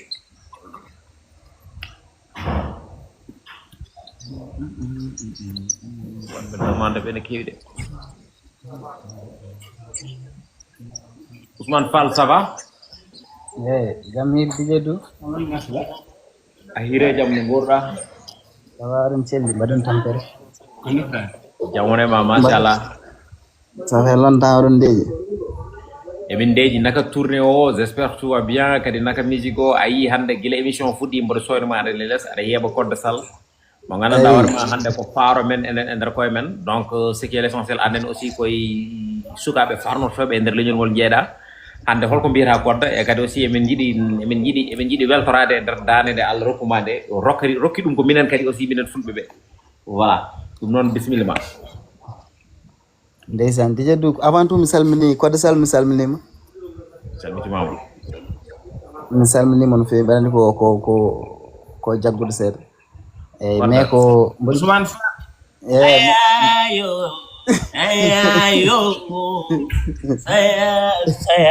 aɗa andi dije du mboɗo jogui morceau goto ne wiye golle Allah ɗo mbiyatmi gurɗo ala ko jombi ɗum tagaɗo timmani ko joggori hebde yardani ay sa tampace ka kula ka ba taw Allah ne moftan ma mo jere yeso andani bural ko jungo Allah woni o moro ko dum on mo welande o wela an bayda suwa might horo damtino mo jere Allah gasan ko dum woni morso nan don ko son wiete ko golle Allah donc en entendant ko de sal parler vraiment min horam hak mijam arti tan ndeysan ko e odon morceau mo jima mi parce que mbodi beaucoup de gens ne biya Ousmane Fall odon morceau ma odon weli parce que a wattara ko buri o welde wala anti ni mais parce que mi ko koddo halar ko banmi sentir ndeke min ndeke ce que j'ai vécu mbede andi ko dum hewbe nguuri ha kambe koye mabbe be dañi ko be cikana wala be dañi ko be patano ha be jodo e be biya odo son vraiment naati no an rewa do an tagal koddo bodade ko an invite mi inchallah rewa do no caggal kodde ga mi hankkadi no farani invite hay goto parce que kala garɗo mi sikkasma wadɗo hono ko kodde waɗi ɗo ko kodde ko ngaari mawni marode eyyi en tout cas kodde mon frère mbeɗo wonma souhaité bon vent kadi mbeɗe ñagonoma Allah yo Allah suure yo Allah reene kadi an ɓuuri ande ko jiɗanɗa hoore yo Allah waɗane ɗum vraiment ka neɗɗo mo ganduɗa emin beltoroma min guila live guila jiimi nane DJ Duni vidéo DJ Duni wiya à partir de 21h ko waɗanma invité mbanmi coté euro mbimi hande moom 21h 0 fuɗɗimi mbeɗa yeeɓa live o ha ɗo joni mi yaltani merci beaucoup merci yaram Jamil merci jom marque pour le boss wallahi guila 21h mbaɗimi ɗo jooɗi ko mbaɗaɗi coté live o wan fen dentoɗa sami ko neɗɗo jas sami ko neɗɗo jas aɗa andi sehilma aɗa andi mo no fewi donc c'est bon Samba Ousmane min beltima vraiment Ousmane min mbima e jokku golle par ce que min coynoma ɗo woɗɗi c'est parce que a natirani e ar o fijirde bolde par ce que natirɗa hen aussi ko aɗa wona relève par ce que hande min coynto baba malen ɗo ɗon woni ɗomin jiiɗi ɗon woni ɗo min gone soynadema te inchallah ma yetto ɗon so Allahu lamɗo jaaɓi so tawi noon pelle ɗe ƴettuɗa ɗe ƴettuɗa voilà andu wonde emin mbaɗma surveillé te min ñagonoma Allah moƴƴere ha mbawa wadde atteindre objectif ma ɗi ne tawno aussi jonduɓe laana ñagoro Allah ko yo laana ka joof kono wota neɗɗo o ñaago wonde yo kañum tan joof mais tawno so tawi laana ka joofani kañum joofata bon merci beaucoup participation ma hen e nder émission en tawi ɗo hen foyre leñol Samba amin gara e makko Ousmane Fall jimmi haalande haade yaltude eyyi Ousmane Fall kanko fof makko ne Ousmane fof makko ne yeehi on wawi yimde machallah kono Ousmane Fall ko inde nde woni ko yaadani inde artiste Ousmane Fall inde nde o foti sadude yaadani inde artiste wallahi Ousmane Fall rakkam inde eyyi mon tawi Ous Fall quoi a waɗa ko Ous Fall Samba an maygaran kalta wallahi an Samba noon Samba ne yaade inde artiste ko hebla Ousmane Fall wala inde mo Samba naam sa wawi sa tawi Ousmane Fall teddirma wiyam yewti jamanu ɗon groupe o rowire voilà min wiyata yewti jamanu machallah il faut kalde yewti jom Ousmane kaldes il faut kalde yewti jamanu feere so Allah jaaɓi an ko yewti jamanu jeeɗa kodde hen jeeya ono fof hen jeeɗon foyre leñol yaram jami min ngay yeru jamanu jami min non jamanu jamma jawtam jamanu jamma merci yaram Jamil ka say kodde wallahi yaram ka nana kodde nga sali toi wallahi yaram Jamil ko dala no gorda Samba seli ko murteni tama murten nan do min celli Samba rokam seeda mi rokko foyre leñol kodda mboɗa sikki aɗa andi foyre leñol kay foyre leñol wandam o wi duppul leñol ngol walla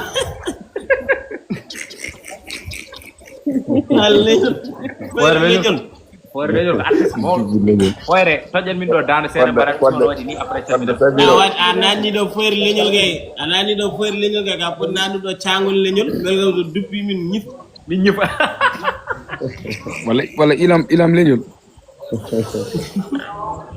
foyre bisimilla on beltanama on calminama mboɗoyima mi teyani mboɗoyima kiɗa mi teyani ko ɓerdam nde yimma ko ɓerdam nde giɗe lamnatma somi yiɗi mi ancara somi roki giɗe lam mi heftara mi halfini mi hoora sabu ko antande wone ɓernon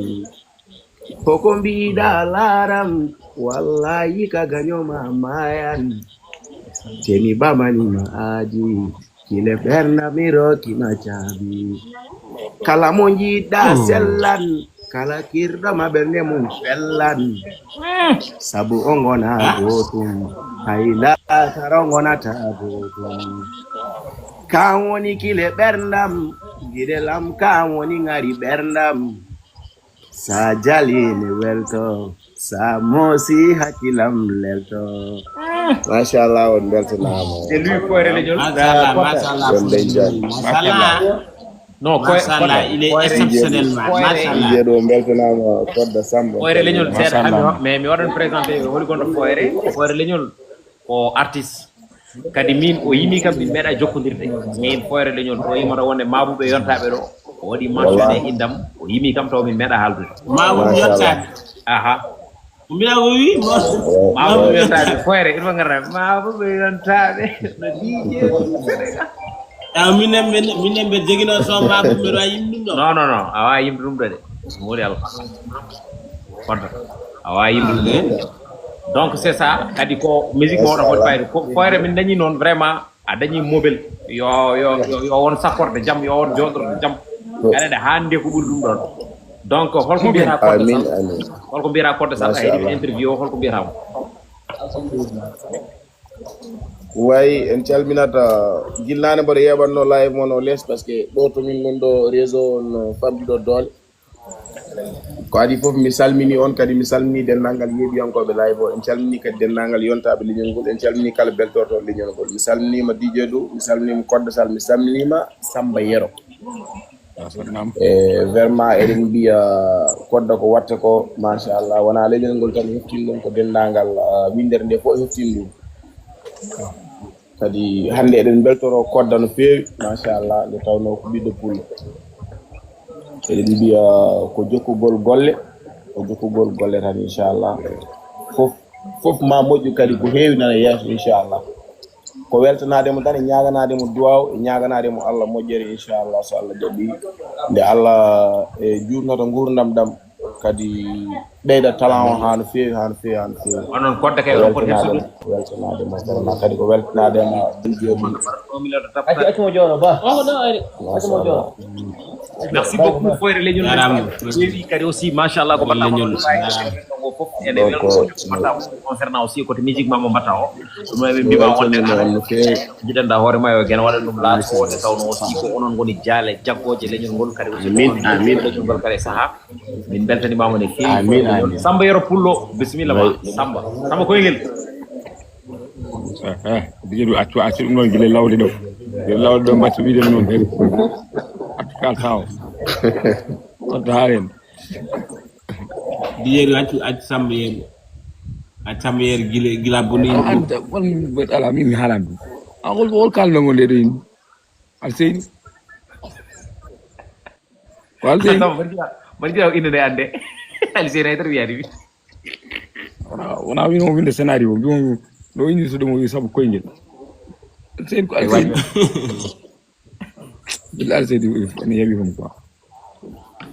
Alseyni an aɗa wonɗa yewade Alseyni Haydara la wonma aɗa muuli Allah Alseyni min mo wari haalde mum kanko ɓuuri wademi de ala kanko joni o talani yimɓe o tali ko live mas joni hande ko Kodda waɗno invité anno ka batteɗo invité an hoore ma Kodda waɗno invité hande ay Kodda waɗno invité hande Kodda noon ko jiiɗa ɗo hande hewɓe gandanoma kono gandimo par ce que Kodda ndekete wona ɓurtaɗo lelna guel ɗo guel jiiɗa ok o ɓurta ko lelna de oui joni noon an a ɓooyi jokkodirde makko hol témoignage mo joguiɗa e Kodda machallah mi salminama on juurama rabbi shrah li sadri wa yassir li amri wahlul uqdatan min lisani yafqahu qawli billahi minash shaitanir rajim funna hirna rewe worgo yo mabɓo e ma Samba anga goni mi anade bismo ɗum tan elle gomin suuñaɓe walla ko woni awdu billahi mina seeɗa rajim seeɗani woni e yaaf yaram jabina jara ɗum ɗo fotande jeeɗi e rentré quel rentré ma je fais des lemu je ferai des lemu lasi elle jiɗi yaltinde ngam gonnom koy wadde lemu kam Ay, Kuti. Jeru. Naam. Takale salmini yimɓe machallah mi salmini Codé o feewi. Codé Sall. Min beltina kadi émission min min gilna mbaɗam heɗo ɗum. Ndeysaan. Codé kam ala ko ngandumi mum to wona. Sade oɗo no jogui son mbimami DJ Du. Oɗo debbo meeɗi yimande kam son ko meilleur son nder aduna. Salam alaikum. Mi jokko. Mon artiste. Non, Koda, tu m'as laissé. Moi, je suis pas un artiste. Hein. C'est Non, toi non, qui non. m'as laissé, ça fait Ambaïma. Non. Tu m'as laissé. Non, d'ailleurs, même tu as eu enfant, toi qui tu es développé quelque Koda, chose. tu m'as laissé. Tu m'as laissé. Bonsoir. Tu vois. Bonsoir, Ça va, comment et toi? tu vas? J'espère que tu vas bien. Voilà, même hier, j'ai écouté la chanson toute la nuit. Les chansons, je n'arrive pas à les sortir dans mon tête. Bon, tu peux chanter pour moi alors? Vas-y. O yoran hay Non, sey il faut chanter pour lui. Il faut chanter pour lui. Vas-y. Tu peux mettre mon Kodo, instrumental. Non, il n'y a pas de souci, si tu veux. Mais ton instrumental, tu es libre. DJ Du, Attends, Koda. Ah ouais, ok, Hayan faddi. Yaram Jamil, merci beaucoup Yaram Jamil. Codé hayan faddi. An mbaɗa sofde ni fof an faddi. Koda, il m'a laissé comme du n'importe quoi. Hein, Koda, c'est quoi ça? Boy yeso wagol hir. Non, tu es inlaissable. Non, Toi, non. tu es mon artiste. Non, je suis pas ton artiste. Attends. Mais toi, il faut sortir une autre forme. Ça fait un an déjà. Il faut quoi? Non. Il faut faire une autre son. Ça fait un an. Oui, mais là, je vais aller au Mali, là. Je vais aller faire nouveau. Mais chante comme ça. Sonati Voilà, chante, vas-y. chante comme ça. Chante comme ça. Ok. Ijarama, fulbe ijarama. Ijarama, fulbe ijarama. Iye Koda, Mauritanie Koda. Iye Koda, Nouakchott Koda. Zouérat Koda. Koda Yolagare, Nouadhibou Koda. Djagili Koda.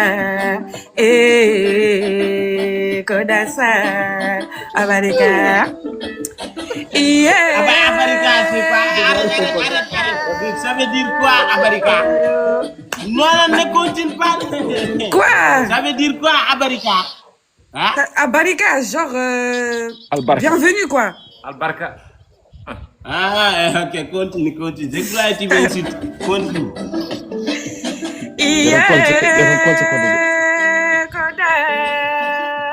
Koda Sall, Magamu Koda, Mauritanie Koda. Tapoter. T'as dit quoi? Voilà.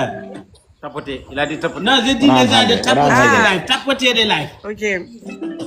Continue. Rami Muguyaba, Inketoroni, Dado Jallo, Nasuge Begandi, Koda Salidanga, Koda, Ajarama, Koda, Mauritanie Koda, Koda yo, Lagare, Lagare, faut pas pleurer, Koda, Maraoudé, Maraoudé. Mahal. Ikoda Tawani no demi kam koda Ikoda Argai Koda Jarama Ikoda Argai Koda Jarama Inana futa Bidirima Koda yo Bidirima Koda Codé jidda. Ijarama, fulbe ijarama. Ijarama, Koda ijarama. Ijarama, samba ijarama. Ijarama, Elaji ijarama. Voilà. Ah, Salah, Mashallah, mon artiste, tu es incroyable. Voilà, Elle chante bien même, machallah. Non, tu es tranquille. incroyable. Bah d'ailleurs, il y a le clip de Koda, la musique elle est sur YouTube. Si vous voulez la télécharger. Yo, il faut La musique voilà, est il faut continuer sur vidéo. YouTube. Bandiraɓe son nander YouTube. Son machallah nander YouTube. So jeeyi nder YouTube. On Plateau bindi spécial ille pour makko toi. On va Dado. faire plateau spécial pour toi. D'accord, Inch'Allah. wana ani Bien. maren Ok. Ha? Akon. Min yimar mi wala mi yimar samba kam godi. Koddo yiba? Wallahi. Samba nga las dagal ko. ala wana hasla ci ko Jo ya YouTube ja video ya YouTube ja clip o nan nder YouTube. abo Iya kam sama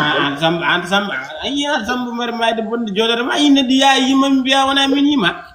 no ci ko don ko warano mo wada pele bag ni tan wallahi man na ko Ala son nan nder YouTube o ko som. abo Son ma, Désolé. jodi ko woni. non Ils ont pas écouté le son? Hmm. Vous avez pas écouté la musique? Il a dit c'est pas moi qui t'ai senti, c'est Koda. Il y a le clip. C'est une tombement. abo Il y a le clip, je suis dans la clip. Oui. ok ko binda Salam alaikum, Koda. Hein? Pama, Ça Pamo. va? Ça va? ça va bien Ça va, Pamo? Pamo. Nomba don. On kiri jam. Pamo, ay mi ngi gënul Pamo. No tu an joni ka cecci do kam ala problème. Jamais ano pimi. Mo mi yetan vidéo ji ma. Mais mi yetan vidéo ji ma. On a un message on a hydra jogi numéro de téléphone. Pourquoi on message? Way ko gonga non. Nomba don tambe irde mon dene weli panam debbo ari gadi mi welti mayma. Koda, moi je comprends pas Peul, je vais vous laisser. Hein. On a ta poulard. Il a dit Il est content de toi. content dans la toi. Il a dit il Ah. est content dans la toi. Merci. Ouais. Merci. No, Non, nous isa sera dire kanko kapat ko nanondita quoi kanko wa français wa pular ana wa français ko jida ala Non, mais Non, Pamo no e français, Pamo woni no Congo. woni kon. Ouais. famo kanko jime video Moussa o mo jodi sar Moussa o mo jetto wala non Pamo Mais moi wino. je vais vous laisser. Hein. Kodde. Pamo wino. En tout cas, merci. OK, moi, après Merci. je vais t'appeler. Kodde. Je vais t'appeler. Vas-y. Au revoir. Eles. OK. Ay ni Pamo wolo. Oui. Vamos na mi continuer ñu sortir live mo mais mera il compte mo.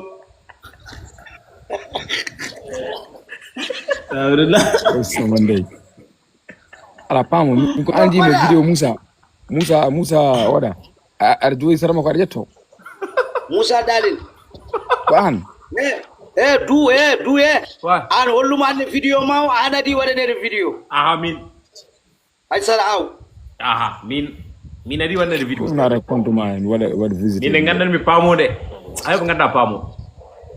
Mais Koda Koda, ndam vraiment waɗma he. leñol ngol fu no weltema barke Say Oumar. Rahbe Pamo. No wuli. No ko mbatta ko fu no weli. Min nani kam do tan ko vraiment mbeɗa yiya live aji ma kono noon mi heewani nadde hen mais gueɗe ma ɗe ne juɓɓi ne ndewi taɗas O nanata gorko. debbo tan kanko ay goɗɗo ko tagi a nannata debbo Debbo non nanata. debbo tan nanna ko tagi a Gorko no waɗem nannata allergie. En waɗem allergie. ah bon Wallahi moƴƴani estomac am. ah moƴƴi no tout Ouais. non hande vraiment mbaymi kono jooɗiɗo e télévision ni vraiment mi weltima trop Ne ɓuri weltade Pamo. kadi mi yiiɗo kadi commentaire uji ɗi aɓe mbinda paamo kamɓe fof mi weltanimaɓe barke Say Non Oumar Pamo joni ka histoire gilnani waji woni wiide Pamo. Mi Pamo kam to woni. way no woodi vraiment mais an ɓuri wonde star kadi star mawɗo kadi gaddanɗa kam ɗo hannde won neɗɗo mo jiɗmi noon barke Say Oumar 5 Oumar. Jaram Pamo. Barke 5 Oumar. Jaram Pamo. wallahi mais noon mi wawa yaade kadi taw mi waɗananima ɗo son minne mbeɗa jogui son yerel Aja. mi fuɗɗamamo ɗo aɗani min gomi ñeeño Pamo Yere. mi awat caméra. Pamo mi Bismillah. awat caméra noon. Eɓe jiiɗi yidemo. ɗum woni probléme o non probléme o noon ko ɗon probléme o ko ɗon fuɗɗide camara o kam Non a wawa wadde vidéo ji après a watta caméra. Min kadi mi namdimama hunde ala. no du min noon ka sehlam mais camara o mi hewani ɗum huɓɓude samba kaynani ɓurani kay Min somi namdimama caméra kadi foto wadde caméra Pamo. Min mata jettude ɗon ɗo. wayen jettudima ɗon mais gafo ɗon kam de camara o D'accord. Non d'accord. na ala chadel Abson. o yirel no ko yerel arani mi ngomi ñeñu parce que komi beltiɓe e kodda ko sehlam trop Aha. jaram min ɓuri weltade wat sidi mi weltima samba mi weltani mama vraiment ka neɗɗo moƴƴo quoi Yimson. way men bu weltade yere dado sayere o yere dado Ayere. dado dijadu sukon yimɓe mbiya sa yere oɗum sukon yimɓe dane ma wela mbiya sa yere yimman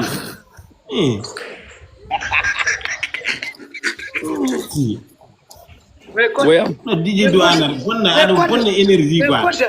mais kodde ko yimata ko jattuno ko noon kanko mandi son mais dande wela jew Samba jabanoma dande ne ha wawi kam jabanade mboɗo wawi iyere dado sa yere pewi Sambo acci mimi jabo ɗum dade iyere dado sayere kono kodde sarne woni Ani ko memi yim sukku taw dare ma. pewi de dan ma bari kartaji sayere kodi mbaɗe kelle ara dado sayere pewi de DJ du koda sayere yoni kodda yoni kodda sayere kodde dande kala dande kala so gasi Contretemps on kalnane go contretemps. ala so gasi Junior no Jam. jabtoɗani ina lurdi DJ du wadde DJ du jabu yimɓe mbadden maslaharan as danden haaj ok big up doli mutti oɗon fof mi salmini mon jajof mbelani woni yimɓe nadde wonɓe quoi Junior Jaba mbaɗa. wamo a weltanama beltima no fewi ko DJ do min calmini min juurim ko adi fof min beltima Beltima no ɓuri weltade bro. yor jaba aussi kadi min keɗimo fof machallah yewtere mon an e kodde sall weeli waɗi fayida yurminima jalnima waɗi fof dal aussi ko wona ɗum ko min jiiɗi ko gaddanamin advice hoore mum quoi Advice mar. advice min jiiɗi gaddanamin Hankiran min kaldi mor advice won ko wonata préparé ko mawni. Inchallah. ah bon Ay. Inchallah. ok wadde moƴƴi mi weltanima on Merci ayi kodda aɗa jogui aɗa jokkodiri e kodda kay. no kodde ko nder min jokkodirno mais joni min majjodiri joni ko star. min ko star changi numéro changi foof min gona hay amiji sa ne hawni wallahi mi hewani amiji warta min joga naare amijam rewɓe ɗum jira ala gillo gertiguel waɗa ɗo an babali an mane gonduɗa oji yeso ndambi babal nande gurdu babali mane gonduɗa oji mi famani mane gonduɗa oji naɓe min kay arandi min gonam tan yaaji ko mbaro tan ya tan mi salminima no jaram merci a salminama Junior. yeso ndambi boy yonim babal mo yeeso puccu no gorɗa an mi yima tan aɗa laawo aɗa ƴetto Samba weltanama DJ du a salminama hol debbo ɗettonɗa o gonma kadi dere mbiyata ay ko piiɗa ɗon yesma wagno ko damdi ko holi on o kodde sar ngoɗo yeso ɗiɗa yo babal sa yom toon ñande mima hawen ana ɗum ɗo forme ma woni ay patuji ni mbiyata paɓɓuɗi poro ala nen ƴeew e ɓurti kono ɗum ɓurti ay pat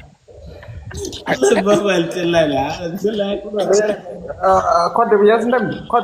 yeso ndamdi seɗal jeeje seeɗa kay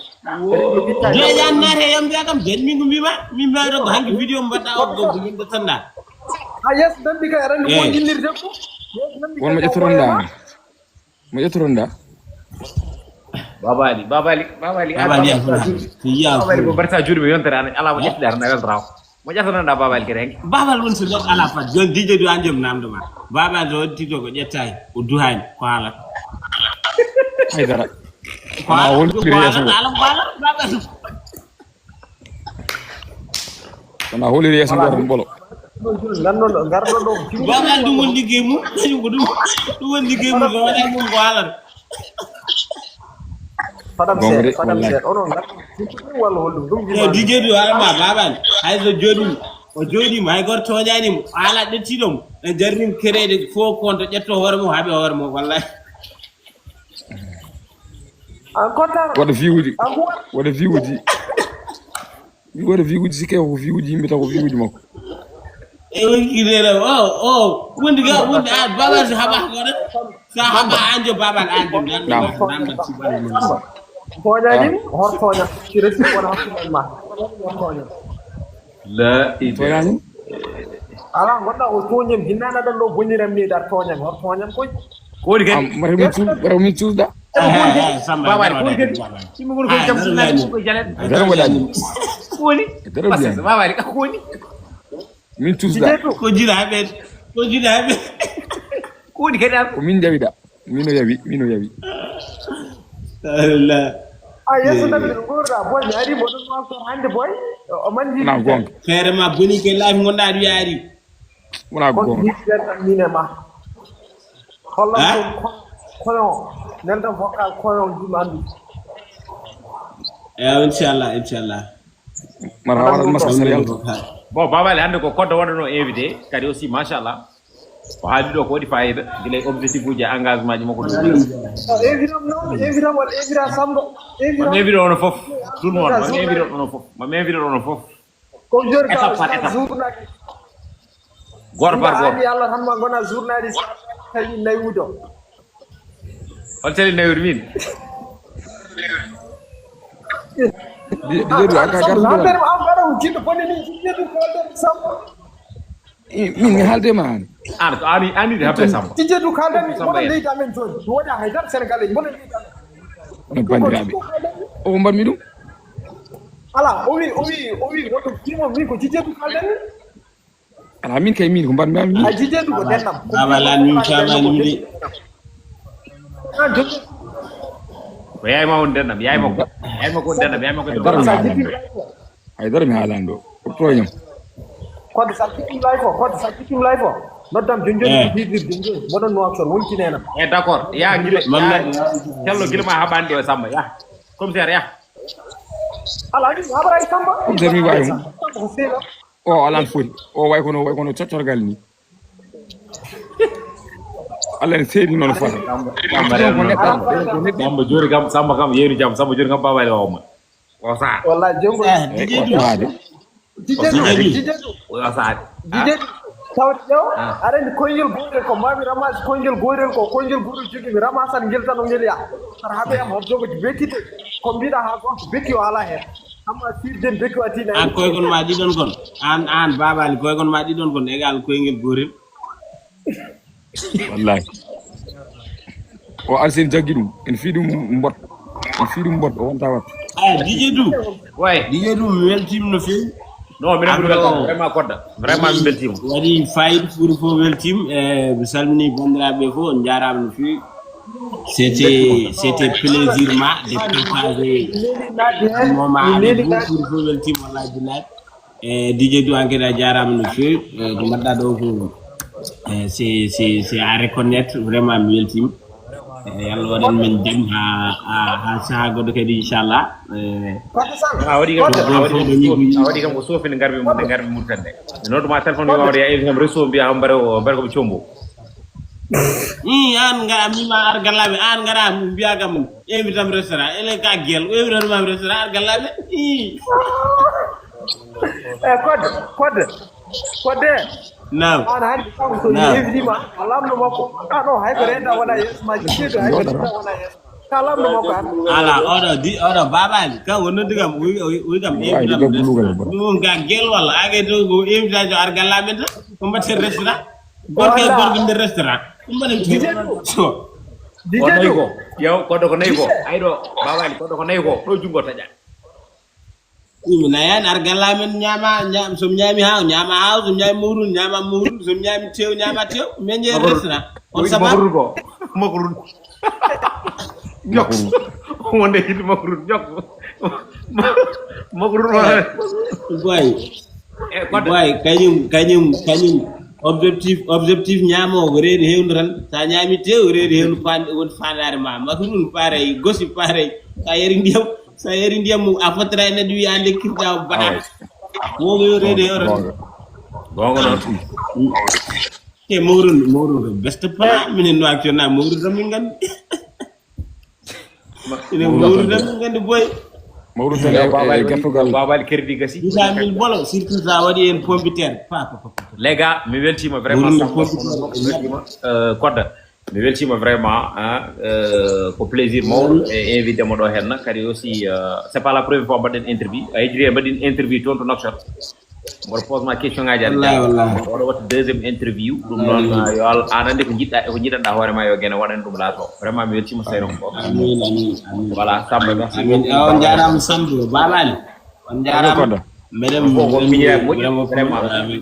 merci beaucoup bandiraɓe noon yeɓannoɓe on jarama no fewi on jarama mi weltima no fewi jarama a plus mi weltima no fewi ha lawol gol woni inchallah merci